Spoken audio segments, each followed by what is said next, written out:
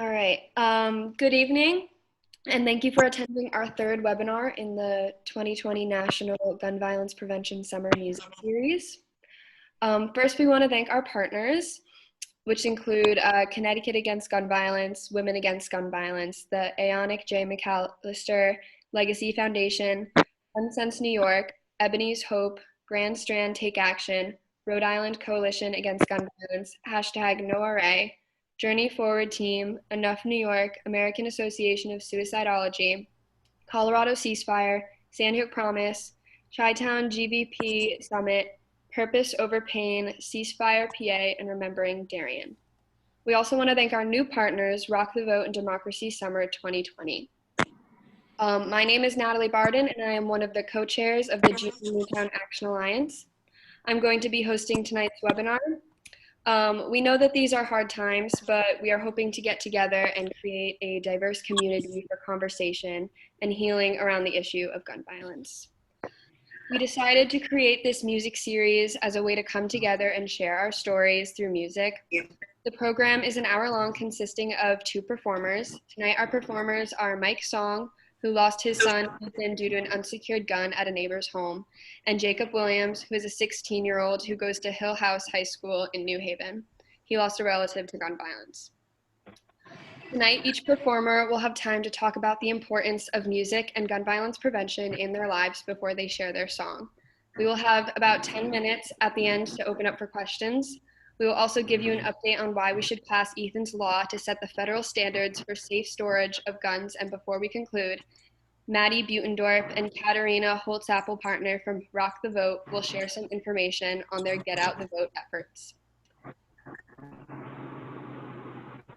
So our first performer, Mr. Song, if whenever you're ready, you can take it away. Okay, thanks a lot, Natalie. Hey, everybody. I'm Mike, and my son Ethan is. I always like to think he's right here with us all the time. This is a picture of Ethan and me. I was visiting my sister in Arizona when I took this. We were hiking up high in the mountains, and my wife and I love this picture because his hands, just the way he's holding his hands there, it's almost like you could jump into that picture and just kind of give him a hug. And he's always with me. So I always start, every time I talk, I always say, "We love you, Ethan." And it brings him really right into the room, right into my heart. And if some of you are missing somebody, I always talk about them as if they're right here with me. And when I go for a walk and I think about Ethan, I always think I just talk right directly to him. So we're trying to honor his life through action. And we've developed a lot of programs. We've gotten a lot of help from the Newtown Acton Alliance and the Jr Newtown Acton Alliance and some of the other groups that Natalie mentioned too. But what we're really excited about is that we were able to pass Ethan's law. And for a parent, who's lost a child, there's a big void to fill there. And that helped a little bit for me to see that we might prevent this from happening for somebody else. I always like to say when you lose a child, you gain a mission. You really have to. It's almost something that you have to do to keep going, to push forward. So I wasn't really able to sing or perform or do anything for 2 years musically. Really couldn't. And just after a year and a half, like to 2 years, I started to play again. And I always wanted to write a song for Ethan. And so I wrote this one. And it's also about other incidents of gun violence, because I've been very, very deeply affected by many of the people that we've met. So spending time with some of the parents, like Manny and Patricia Oliver, Guac's parents, who are just amazing, and Fred Gutenberg, and many other parents from Parkland, parents from Sandy Hook. I always like to say that Aquila De Silva is here with us too. He's Shondell Bestbrooks' son, who died in the Waffle House shooting. So this song is for all of those people who have been affected by gun violence, and I hope there's some hope in this song. It's not just a sad song, but there's some hope in this song. And I want to thank all these folks who I see pouring on here, and I want to say hi to all my friends and family. And but this one is for you, Ethan. I know you're listening in. I know you want to see something happen, and I know that wherever you are, you want to see justice in the world. And I think that's what this song is really about. It's time for just plain old justice to take root in our country.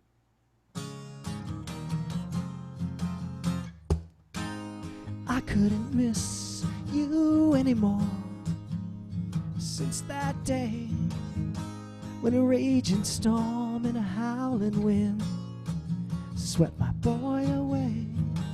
A bullet flies, a young man dies. He never grows up to live his life. He'll never kiss a girl or find a nice wife, go out with his friends on Saturday night. So how many have to die? How many vigils by candlelight? And how much sorrow, how much pain? Do you tell me that it's finally time for change? Finally time for change. Time to change. They couldn't miss those kids anymore since the day when an angry man with a broken mind took a gun to school that day. And terrified, the bullets fly, they try to run, there's just no time. In American classrooms they're crucified in an human sacrifice. So how many have to die? How many vigils by candlelight? And how much sorrow, how much pain? Do you tell me that it's finally time for change? Finally time for change. Time for change. Come back to me. I can't take it anymore. Come back to me. God, let him walk back through that door. Come back to me. There's his backpack lying on the floor. How many have to die? How many vigils by candlelight? How much sorrow, how much pain? Do you tell me that it's finally time to change? Finally time to change. Finally time to change. Finally time to change. Finally time to change. Come back to me. We won't take it anymore. Come back to me. We'll build an army and we will march right to the wall. Come fight with me until they lock up their guns and lay down the weapons of war. Come fight with me. It's time to change these fucking laws.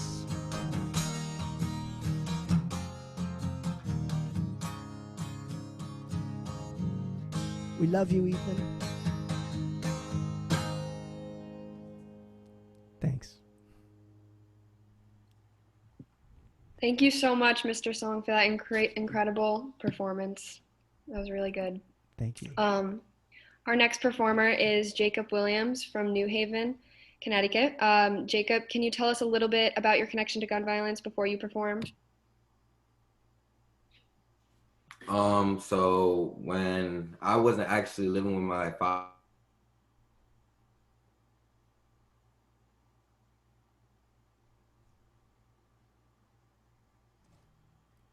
It seems like we're having some trouble hearing you. Jacob? it's lagging. Oh, okay. I think, let's try again. I think it might be back. No, maybe not. All right, y'all can hear me? Yeah. All right, so my cousin, she got shot on her porch. She was only 12 at the time this happened. I was actually younger. I was living with my aunt and uncle.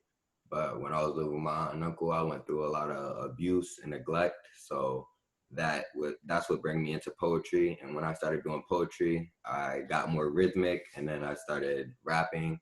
And my cousin, her when she passed away, that's what inspired me to like go harder at what I do, because I wasn't taking it serious, but now I am, and I just want to show her that I could do better.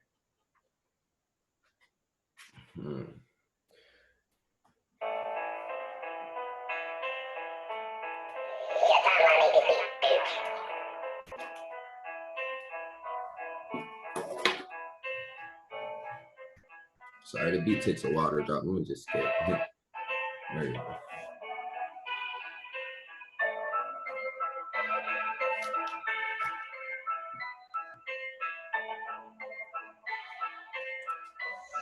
Look, I was raised up in the streets, we ain't had no time to play. But at the end of the day, me and mama always pray. I was praying for a better day, trying to find a way. I was kicked up out the house and I ain't had no place to stay. I was up all night cause I ain't had no place to lay. I was down and everybody around I can fit. Now I'm up, everybody wanna eat up off my plate. I wish I could say I love you to my cousin, but I'm late. I don't really know the difference between love and all the hate. Cause the ones who say they love you, they be plotting with the snakes. And the ones who say they hate you, they just smile in your face. All this pressure and this drama, swear to God, I need a break. Dang.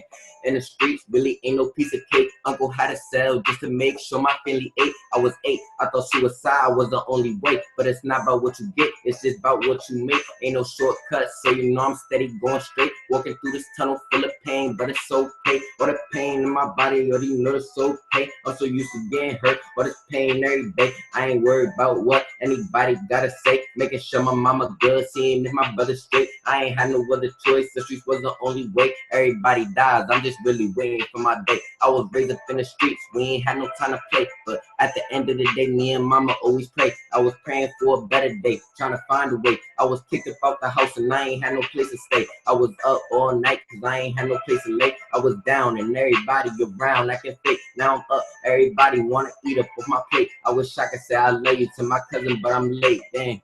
I really wish I could say that I love you. Only people who seem to love you are the ones who are above you. It hurts when nobody else is seeing you struggle, but that type of energy made me want to hustle. Grandpa stressed out, he was working a double. Haters piling like snow, I'd have get me a shovel. Haters piling like snow, so I got me a shovel. Look, hey.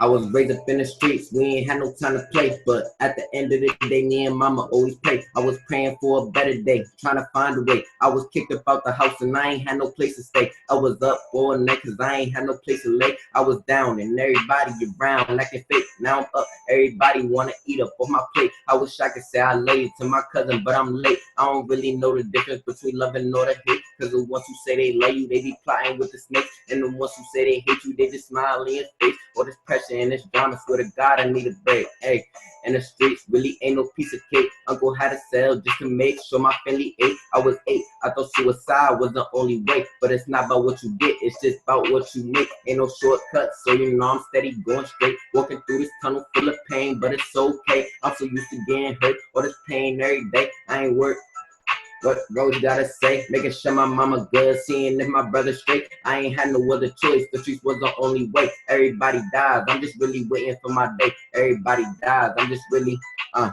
I was raised up in the streets, we ain't had no time to play. But at the end of the day, me and mama always pray. I was praying for a better day, trying to find a way. I was kicked up out the house and I ain't had no place to stay. I was up all night cause I ain't had no place to lay. I was down and everybody around I can fake. Now I'm up, everybody wanna eat up off my plate. I wish I could say I love you to my cousin, but I'm late, dang.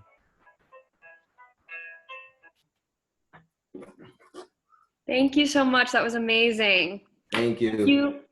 Thank you to both of you guys for sharing your stories and your songs. We really appreciate it. Now we will have our Q&A. So if anyone has a question for our performers, we encourage you to type it into the chat or the questions box. And if you would like to make it anonymous, then just message one of our fellows, Patrice Collins or Yamini Narayan, privately. So I can start us off with a question for Mr. Song and Jacob. How does music affect your communities? I feel like music is really everything where I come from, because that's what, like kept us together. Like when we ain't have nothing else, we would listen to music. Like if we ain't have TV, we ain't have food, music. You know, we that's what we consumes our time pretty much. So instead of us going out and doing bad stuff or that, we usually listen to music, make our own music. It's just like that's just part of our culture. Like it just, it just like feels good to listen to music, and it just makes you happy to make your own music and make it sound good. It's just like a good feeling. That's beautiful. Yeah. I feel that for me, it's like a tapestry because when you go through something traumatic, um, there are these music really digs in. Like music hits you so emotionally then, and it sounds like Jacob has that same kind of feeling. I remember at Ethan's wake, there was so many amazing musical performances there, and the Toussaint sisters sang a song from Hamilton. And when I hear that song, right, we watched Hamilton the other day, and I fell apart. I mean, it's so embedded in you, and the music really digs in deeper. Still remember, like, one of the first times I laughed after we lost Ethan. It was a musical thing where my sisters had flown out to see me. One of my sisters is on here today, Elena, and we were just someone played like some goofy song, like play that funky music or something like that, and we just started to dance. And it was like I was crying, but it felt good. It felt like it was all coming out of me. So it definitely for me is the one tough thing about this whole COVID thing is that it's just such a powerful thing to be together with people. But I think this is a good thing too in a way because so many people are here who couldn't be at a concert and see Jacob play. So I think that's really exciting that I got to see him perform today. So for me, Thank you. it just embeds so deep inside you. It's like it's like a tapestry. It's like woven into every day that I can remember since we lost Ethan. There was some element of music there. Thank you. Another question that we'd have is, what inspires your music? Um, as I said before, my cousin really inspired me with music because once she passed away, that's when I like just started, going harder and trying like my best at, what people said I was good at. So, I kind of like pushed it as far as I could. Also, my father, he encouraged me to do music a lot because when he was younger, he used to, play the drums for the church and stuff, and my mother used to play the piano, and then my stepmother used to play the piano and the trumpet. So like my whole family used to play instruments. So gotta have the music writer in the family. But yeah. It's so true. I always wrote. I played in a band called All the Voices for like 15 years, and we played all around Connecticut. And when we wrote songs, we wrote some funny ones, and we wrote some, you know, interesting ones. But the ones that were about change, I think, were the most important ones to me. So if we wrote a song about, how we called it "In God's Eyes," and it was that in God's eyes we're all dignified, we're all respected, we're all equal. And that's why I love the Black Lives Matter movement, because I think that is something that's trying to achieve that vision that hasn't been achieved. So for me, it's always about change. It's always about trying to fight and move forward. I was raised believing that all great social movements they're very painful, they're very difficult. Ours has been tough. All the folks at Sandy Hook, like Poe and Natalie and her father Mark and everybody who works there, they've been working so hard to try to affect change. But I believe that all of it is all of us moving together, and I feel it may be closer than we hope to dare to dream. But I think that it's always about just changing the world and making it more equitable and a better place to live. It's if we can change inside ourselves even just a little bit every day, then I think we will all move together towards this better time, better place. And I think we're really being tested right now. So I think it's time for us to push hard and to lift up this big weight. And I think music is one way to do it.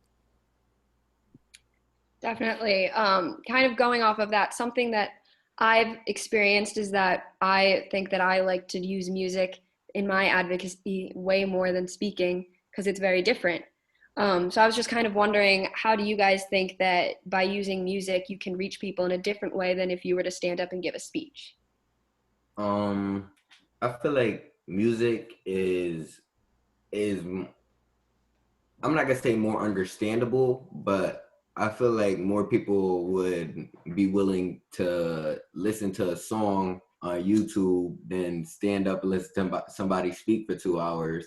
I feel like just just everything about music is just like, great. Like the beats and music, people mostly like beats too, and some people like the words that people say. So you know everything comes together, and I feel like that's just an easier way for everybody to understand, and I feel like it will spread out more faster. Yeah, I agree with that. I think that it's a universal language and there's instant recognition. And I think unfortunately in a lot of ways, if we started to think, look, it's the emotional connection first, and I think what you're saying, Natalie, it's this. There's something that happens when music is involved. It's different. Everybody's brain just shifts. It's a different way of seeing things, and I think one of the things that I've always been a big advocate for is to, and I think Poe's done this beautifully in the projects I've worked on with her, is emotions first. So first, state the pain, the horror of what people are going through, and music is one way to communicate that at such a powerful level. And then everyone's mind opens up, I think. So I always have this belief, like emotion, connection first. Music's an excellent way to do that. Sometimes my wife, Kristen, gives an amazing speech where she talks about how hard it was to lose Ethan. And I tell you, it just draws everybody into the movement because people can add up, they can realize, look at the statistics, and they can add it up and say, yeah, this makes sense. But to move them to make change, I think you hit them emotionally, and then you're all in this together. And I I definitely love the music that you do, Natalie. I just want to thank tell you, you. I really enjoy when you perform. Thank you. I definitely agree with that. I think that starting with emotion when talking about gun violence prevention is really important, and music helps us all do that. Um, a question that we received from Kyra Murray is, which artists influence and inspire you and your music? um I have a couple artists, Chef G, Sleepy Hollow, um also well-known rappers like NBA YoungBoy. Like I know some of his songs crazy, but some of them he actually like be saying real life stuff that I could relate to, and a lot of the artists I like, I could relate to like very well, and that's why I like listen to them so much. That's Some of them is where I get like some of my flow from, because I change up my flow sometimes. But they're very big influences on how I do music now. So Yeah, and I've always had an odd relationship to music in that I like to write. I like to perform it more than I like to like listen to it. I haven't gone to as many concerts as I should have in my life. I certainly was really influenced by Bob Dylan's lyrics. Even after all this time, I'm still just amazed at the words, the poetry that he writes really speaks to me. So I think he's been a huge influence on me. I guess I've always liked some of the darker stuff that Bruce Springsteen has written too. It's when he's talking about just how desperate he feels. I can relate to that desperation, particularly now as after losing Ethan. Some of his darker stuff is really pretty powerful. So those are some of my many influences. There's a great local band called the Neilds. They're like a kind of an Irish folk band, but they're brilliant and they're really into social causes too. So those are just a few. I mean, of course, we love Billie Eilish, and I know she's going to be doing a message in the next one, so everyone has to come back for that. So I was really amazed that you were able to connect with her. So I thought that was really great too. But I love everything. I love all the music. I loved what Jacob played, and really hits me. Yeah, definitely. Thank you. Um, Mr. Song, a question that we received for you is, how do you guys get the strength to overcome so much and to keep going, fighting with politics?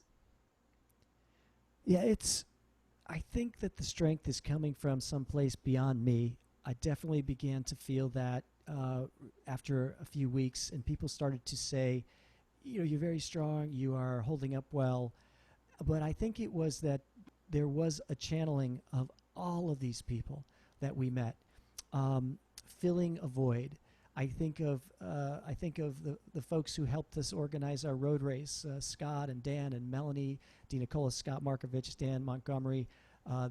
Dan came and asked me to go for a run. I got up. I started to move. I think that's one key factor for my success was that I realized if I'm moving and if I'm doing something positive, it helps. And Dan did that. Scott would just call us at the end of every couple days, and he'd say, "I have some good news. Something good happened." I think the strength came from the community. Our shoreline community here was really amazing. And then when people started to come in from at a national level, it was very moving to have Senator Blumenthal, call us, Kristen's birthday, or some day where, the hardest days when you lose a child are those subsequent birthdays. It's like you can't celebrate anything, and we'd get a call from Rosa DeLaura or Senator Blumenthal or Poe, and all of these phenomenal people. So I think the strength, I think one thing that I am good at is I'll take all of that, and for me, it pumps me up. It actually makes me feel stronger every day, and I have been feeling stronger and stronger because of these people like Fred Gutenberg and other advocates, because of you and your dad Mark. I mean, these are all it's like I've lost my son, and I would do anything honestly to get him back. I would give up everything I have. But once I accept that, when I look at my family, how they've rallied, when I look at the community, how they've rallied, there is some good in the world, and there's some good that comes out of this pain. And it's hard to go on unless you believe that, that there's something positive coming. And when we passed Ethan's Law, which was remarkably very bipartisan, I was so that pumped me up even more. And the other person is my wife, Kristen, who gets up every day and really makes incredible change in the world. So, I got to get up too. Yeah. Because I have to get her coffee, because I always have to get her coffee to get the day started. I just want to say, I think everything that you guys do is amazing. And I think anytime that anyone who's lost someone close to them from gun violence uses their voice, it's really, really amazing, because the people that are the most affected by gun violence, it's hardest for them to talk about it usually. So thank you for everything that you guys do. So a question that we have for Jacob is, how do you think that younger activists can get involved? And what do you think that people can do at a community level? I feel like if the community works together more with children, I feel like the kids wouldn't have to worry about being on the streets as much, where most of the gun violence does happen. I feel like if we can get kids something to do, instead of just going outside and having to be around that type of stuff, something else. There has to be something else that everybody can get to. I think he's frozen. Whoops. Oh, okay. Oh, we lost you, Jacob. Okay, we'll try and contact him. Oh, he's good. Oh, it froze? Yeah, it froze. All right, what did I say last? Get the kids together so that they're not. Oh yeah, so they're not all on the streets near the gun violence. If it's anything like football, basketball, because once kids get into that, they're gonna love that. That could also help them get a career or something. I feel like that's just something the community should come together and work on. Yeah, I agree with that, and I know that Kristen has done some great work, and Patrice, I think, has done some great, is part of it, the Connecticut Violence Intervention Program there with Leonard Jihad and that whole group of people in New Haven. We think it's so cool that they've got a studio there, and kids can come in and rap and record it, and it's very powerful. We have so many great artists and people in this area. Let's have a really vibrant music scene. I think that's all I know is music. I don't know about you, Jacob, but music keeps me out of trouble. Oh, yeah, definitely. It keeps me sane. It's my therapy. It keeps me feeling positive. So I think everybody should have a shot at that. Definitely. Another question we have is, during the pandemic, are you finding that you are rehearsing more or less? and how has the pandemic changed your changed how you've been doing gun violence prevention or music? Um, I feel like I've been focusing on music a lot more since the pandemic. Like I really be in the house most of the day. I don't really leave the house. I don't really hang out with none of my friends and nothing like that. Like sometimes I might go outside, walk to the store, but I'm usually in the house. I'm either at work, uh, practicing with the piano, making beats on the computer, or writing down music. I feel like that just, that keeps me away from like being out in the streets. I feel like that, instead of being out there, I'm writing music in here. I'm actually doing something that's good, and it's not affecting nobody in a bad way. Mm. Yeah, I've been practicing more, and I've been having deeper insights into my music. I've progressed. You know how Natalie and Jacob, you probably like sometimes you go along at a certain level for a little while, and then somehow you connect two or three different things you're doing, and you have this really great elevation. And I've been experiencing that because a lot of the time that you have more time to focus in. There's less things going on around you. So I think it's actually from that point of view, helping me. Like all of this for me is processing my grief and my pain. So for me, it's very good to write. And this was really wonderful to be invited to do this, by the way. So I immediately began to practice and was excited to do it, and wanted to make sure I elevated the song as much as I could. So it's really great. And I also think these Zoom meetings, I hope that we don't lose this when we all get back. Hopefully, if we get back to like with a vaccine to normal. I mean, because we're talking to people. There's people from Arizona and California on here. I can see them there. So in a way, it's bringing us together too. So I think it's been kind of cool that we can be all here together doing this. I think this is a great thing that you guys have done. Thank you. Um, Another question we have is what songs or lyrics helped you cope with your losses? If there's any like specific songs that you've connected to. Um, at that time, I wasn't really into music. I wasn't really listening to music like that. But around that time, that's when I started writing poetry. So that's where I kind of took out all my feelings. I didn't really have any sad songs I listened to. None of that. I just kind of took it and put it into my lyrics.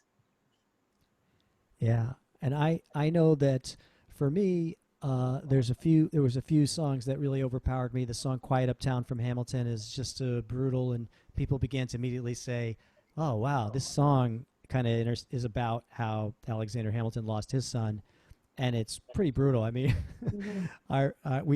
our dear friends, the Tucson's took us to see it, and it was great, except that one song was hard. Like I was down in my seat. I couldn't. I just was like, almost wanted to plug my ears for that one song because it was so intense. Because it had been played at Ethan's wake, and the song "Hallelujah." Nick Fradiani, both Nick Fradiani and his dad were at performed, and it was just. I mean, it was such a beautiful rendition of it. I still remember we had some footage from there, and just to give you a sense of the depth of the pain. So we wanted to kind of see this footage from the wake of this amazing music. And so Kristen was sort of like, interested in watching it. And she thought it was going to be just a video of those performances. But what had happened was one of our friends, Allison Fenton, had made this into a collage of photos of Ethan. And I still remember like saying, "You sure you want to watch this? This is going to be tough." And she started watching it, and then all of a sudden, the collages of stuff came up. And I don't know if there's a harder thing to hear than somebody being surprised in that moment of like remembering that Ethan's gone. That this is the kid that we were hugging just weeks prior to this. It was so painful to hear her because she just let out like a yell, like of shock. And I tell you, it was so long before I could watch those videos again. They were so hard to see, and I couldn't look at any of my family photographs. I was that dad who took tons of pictures. And now I'm starting to just now starting to go back and look at them, and there is just a little. Joe Biden sometimes says, like, you'll reach a point where you have a little bit of a smile as you remember something wonderful about that person. And so I'm just now starting to get to those moments where I can say, that was he was just such a fun person to be around. I definitely agree and connect with a lot of that. Um, Another question that we have is, where do you see the gun violence prevention movement progressing, and where do you see the most progress? And do you have hope for the future? Um, I definitely have hope that gun violence. I'm sorry, I can't speak right now, but I definitely have hope that we're gonna get through to people, and I feel like music is the best way to do that. I feel like we're gonna reach a lot of people. I feel like we could potentially get this and take it, like, all across America, because a lot of people do need to hear about this, because it's not only in New Haven, it's not only in Connecticut, it's not only in America, it's in the whole world, to be honest. And a lot of people do need to get to know this, and a lot of people need to be informed on what's going on.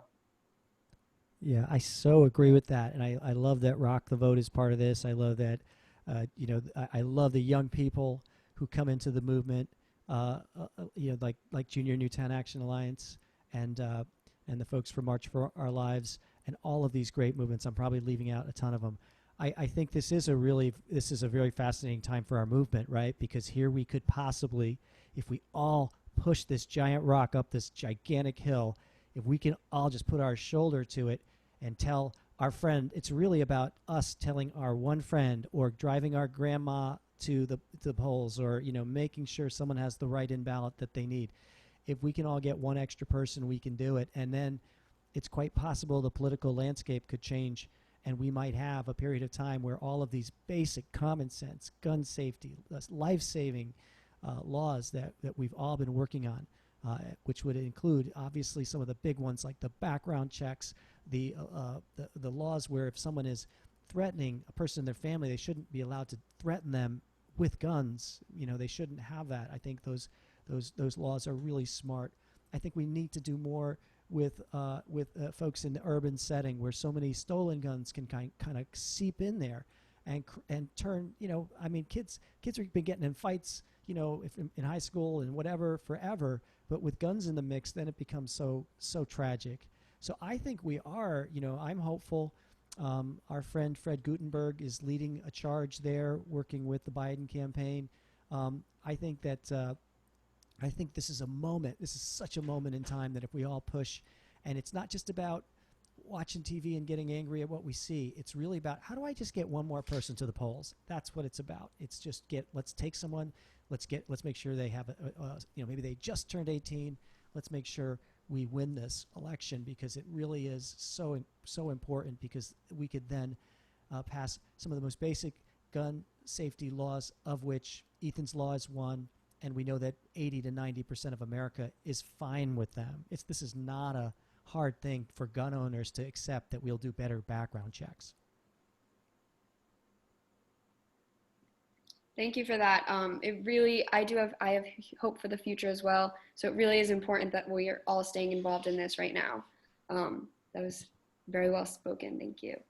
Um, Jacob, a question that we had was, do you produce your own music along with the lyrics? Yes, everything I got it right here on my tablet. I write it all down in my notes. I usually search up beats on YouTube. And the way that I usually do my music is I freestyle, and whatever I like, I take that and then I'll write something else that rhymes with it, or something that makes sense. And then I'll just keep doing that throughout the whole song. I'll find the chorus. I'll put that in different parts of the song, depending on how the beat goes. And right now I'm working on a beat right now. I'm trying to use a piano. So I was trying to make my own beat with my own piano and my own lyrics instead of using a YouTube beat. That's what I'm working on now. But everything else I read was all my lyrics, yes. Nice. And we had question, is there a way that you could post, or is there any way that people can access your lyrics for, or your songs for anyone that wasn't able to hear it? Um, uh, I don't, If not, I don't know yeah. how I'll be able to do that. But I guess I could send it, but I don't know how to. I can't pull it up on here because it's on my tablet, so I honestly don't know how. Okay, that's fine. It's also recorded, so people can go back and watch it. Mm. And For anyone a that lot wants. of my music is streaming on Apple and Amazon under Mike's Song and Friends. So a lot of the songs that I wrote about social change in the past are on actually streaming now on most like Spotify and most streaming services. Just a reminder to all of our viewers that if anyone has a question, that they can put it in the chat or send it in the Q&A box or whatever comes up. Another question that I had is, Jacob, I know you mentioned earlier that you were always around music. So I was just wondering, how has music been a part of your life in just all the different aspects of your life? For me, it was usually my family. Um, I feel like music bring a lot of me and my family together. Especially me and my grandmother, because when I was first born, my mother was in a homeless shelter. So at that time, I started living with my grandmother, and as Puerto Ricans, we love music. So every day we would listen to music, watch Wheel of Fortune, and like that's just like stuff that really got to me, because that's like only times I really had with her till I was 3. But music has always been like a part of my life, even with my father. I didn't know my father for 8 years. And like I just got to know him like 3 years ago, and I ended up moving up in with him, and like I never listened to a rap song in my life before, and he's the one who kind of put me onto like rap music, and that like immediately stuck with me, even with my mother, because she's Puerto Rican, so we gotta listen to music every time in the morning when the music on. It's time to clean, but it's always been like a part of my life, and it's always like helped me get through a lot of stuff as well. I think that's really well said.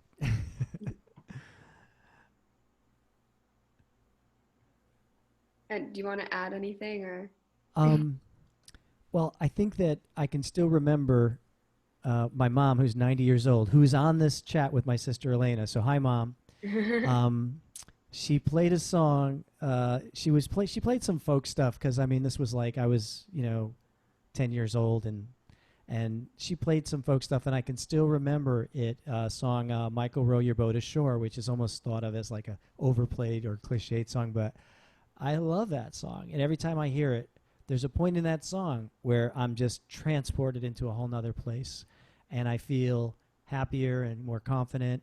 It's really a song about getting there, working together to get someplace, and it really reminds me of what we're doing all together right now. And it's, I'm just so moved seeing some of these comments and some of the people who are on here. So yeah, it's really deep in my roots, in my soul. And the other thing that I've always tried to do is write original music. I think I think that's a great way also to something to aspire to. You don't have to turn into a rock star or a rap star, but I think it's very powerful to hear stuff that people that's coming right directly from your soul that's never been done before. So that's been a big part of my life too. Try to do something new and that's never been done before. Definitely. So I think that that's it for questions, unless anyone else has a last minute question they want to send. But thank you guys so much.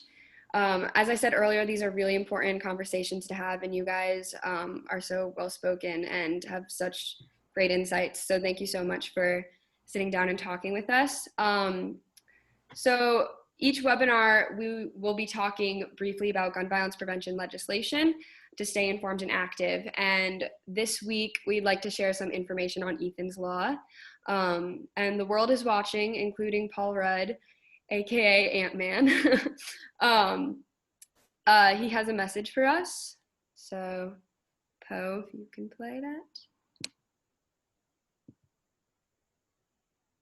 I think the audio is not working.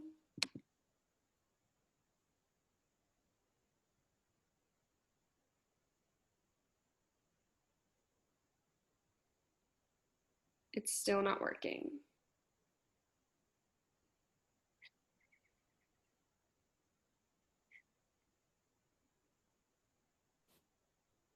Is the audio not working? Okay. Okay.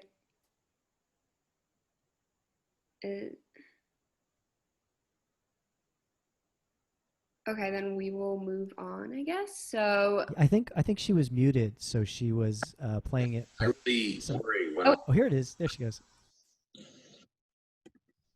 Hi, this is Paul Rudd, and as a parent, I really worry when my kids go to somebody's house and they have guns and they're not stored safely. I think we can all agree that guns should be stored safely and out of the reach of kids. When I learned about Ethan's song, I was really moved, and if you would like to learn a little bit about Ethan, and I encourage you to, check out songstrong.org. thank you. So then we will go through a little bit more about the specifics of Ethan's Law. If we could go to the slideshow. Thank you. Okay, so Ethan's Law, named after Ethan Song, who is killed by an unsecured gun in his neighbor's home. So HR 2867, the sponsor is Representative Rosa DeLauro from Connecticut. It was introduced in, that's May, May of 2019, and there are 109 co-sponsors. And then S193, the sponsor is Richard Blumenthal of Connecticut. It was introduced in January of 2019, and there's 3 co-sponsors. So what will Ethan's Law do? It will set the federal standards for safe and secure storage of firearms. It will be against the law for a person to keep any firearm unsecured on their premises if they should reasonably expect that a minor or resident who cannot lawfully possess a firearm may gain access to that firearm. And it will establish a fair and firm penalties for violations. A person would be fined $500 for each instance their firearm is kept unsecured on their premises. If a minor or resident who cannot lawfully possess a firearm gains access to an unsecured firearm and causes injury as a result, the owner of that firearm may be fined and imprisoned up to 5 years. It provides state incentive to adopt similar laws. So states and Indian tribes may receive grants to assist law enforcement agencies and courts in implementing a state law that similarly prohibits unsecure storage of firearms. And it creates access to civil justice for injured persons. So safe storage violators of this law would be held civilly liable for injuries resulting from the unsecure storage of their firearm. And why pass Ethan's Law? So an estimated 4,600,000 minors in the United States live in homes with at least one unsecured firearm. And 73% of children under the age of 10 living in homes with firearms reported knowing the location of their parents' firearms. And 36% of those children reported handling their parents' unsecured firearms. The presence of unsecured firearms in the home increases the risk of unintentional and intentional shootings. Over 75% of firearms used in youth suicide attempts and unintentional firearm injuries were stored in the residence of the victim, a relative, or a friend. The United States Secret Service and the Department of Education report that in 65% of deadly school shootings, the attacker obtained the firearm from his or her own home or that of a relative.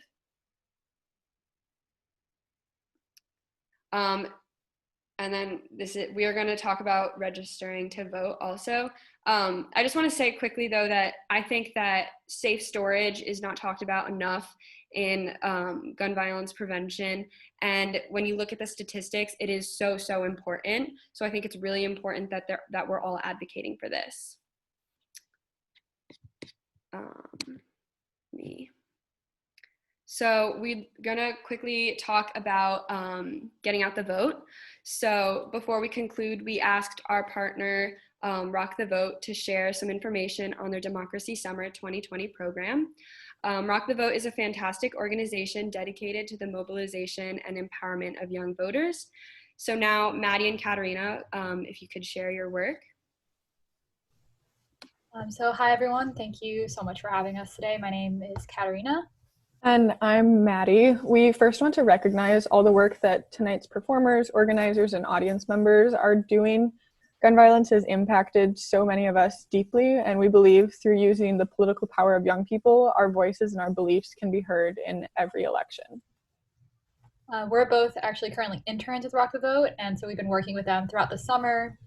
For those who haven't heard, Natalie gave a good description, but we're a nonpartisan, nonprofit organization, and we're focused on building the political power of young people. And so we've done this. We pioneered the use of online voter registration and information, and we've also partnered with companies and organizations across the country to connect with young people. In June, actually, we kicked off our program, Democracy Summer, with an online concert that included performances from the likes of the Black Eyed Peas and Katy Perry and many others. And this year, the important statistic that we're talking a lot about is that 40% of eligible voters will be Gen Z and millennials. And this is why it's so important that we're reaching out to young people and making sure they know how, when, and where to vote. Democracy Summer was a part of our commitment to register 200,000 people, and we've already surpassed our goal of registration using our online platforms. Since we were first founded, Rock the Vote and its partners have helped register over 9 million new voters who typically turn out at 40 or more percentage points higher than the average voter. And so this year, as you can imagine, a lot of our work has been on providing updates on voting laws, election dates, and polling places, especially due to changes because of COVID-19. And so one of the things that Maddie and I do and the other interns do that we really enjoy is we read and respond to all the text messages and emails that people send us asking questions about how to do mail-in, where to find their polling place, or how to get people registered. So if you're here tonight, you most likely also care about elections and engaging youth. So if you want to register to vote or check your registration status, which is actually pretty important, a lot of voters get purged from the registration pieces at their Secretary of State. So it's something you should check before every time you vote. Or if you want to find out about COVID-related changes, we encourage you to visit our website, which is rockthevote.org. And one of the things that stood out to me today, Mr. Song, you mentioned the power of connecting to one person, getting one more person to vote, getting one more person to the polls. And on our website, we actually have an election pledge where if you pledge to vote in every election, and you can then name 3 friends that you'll also remind to register and to vote. And we really encourage you to do that because the personal connection that you get with a newly turned 18-year-old or someone who may have just recently moved states, that will really help get them out to the polls and remember to vote and be involved and have their voices heard. So thank you so much again for having us and for creating this space. And we posted our information in the chat box, but please feel free to contact us with any questions, or if you have any, want to get involved further with us, we'd always love to have you. Thank you guys so much for sharing this information. It's so important right now, especially. So again, we want to say thank you to Mr. Song and Jacob for performing tonight and for sharing your stories, and to everyone for joining us tonight. We hope that you will join us on July 30th for our 4th session of the Summer Music Series. And before we say goodbye, please join the National Ghost Guns Forum on Monday night with Newtown Acton Alliance, Alyssa Milano, Senator Blumenthal, and others. I think Poe has a slide to share about it. I don't know if you can, I can't see it.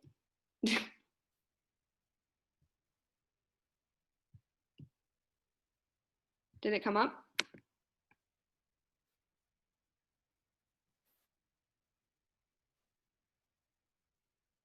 Okay. Yeah, there we go. So July 20th, 7 to 8. Join Senator Richard Blumenthal, Poe Murray from Newtown Acton Alliance, Brian Mulberger, father of Grace E. Ann, killed by a ghost gun at Santa Clarita High School, Ben Jackson from #NoRA, and Jeremy Stein from Connecticut Against Gun Violence to discuss the dangers of ghost guns in America and the efforts to ban ghost guns, and discuss the efforts to ban ghost guns and ban 3D guns in the US. So the RSVP link is on that as well, and we encourage you to join that as well. So thank you guys so much for coming or joining and join us on July 30th. Thank you. Thank you. Thank you, everyone. Thank you, Mike. Thank you, Jacob. Thank you, Natalie. Thank you for the Have a opportunity. great night and hope to see you again soon. Thanks so much, Great everybody. job, Jacob. Thank you. Great job.